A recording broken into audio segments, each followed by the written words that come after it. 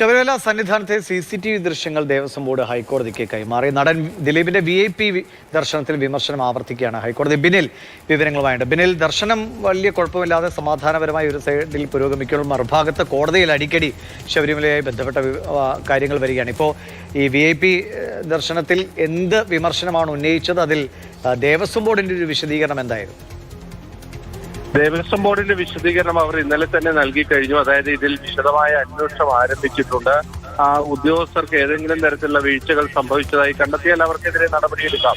അതാണ് ദേവസ്വം ബോർഡിന്റെ നിലപാട്. പക്ഷേ ഇവിടുത്തെ ഏറ്റവും പ്രധാനപ്പെട്ട പ്രശ്നമായി ഹൈക്കോടതി ഉയർത്തിയത് ഹരിവരാസനം പാടി നടയടയ്ക്കുന്നതിന് തൊട്ടു മുൻപുള്ള സമയത്താണ് ഈ ദർശനം നടക്കുന്നത്.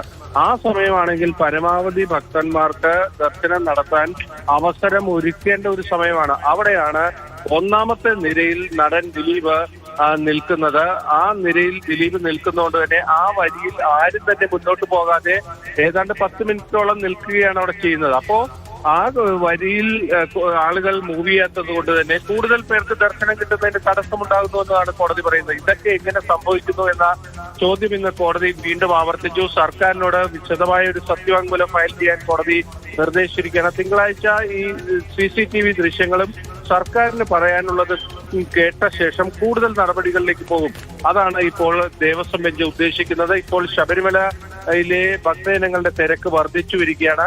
ഇന്നലെ 90,000 കടന്ന് ശബരിമലയിലെ തീർത്ഥാടകരുടെ എണ്ണമെന്ന കണക്കും സർക്കാർ കോടതിയെ അറിയിച്ചിട്ടുണ്ട്.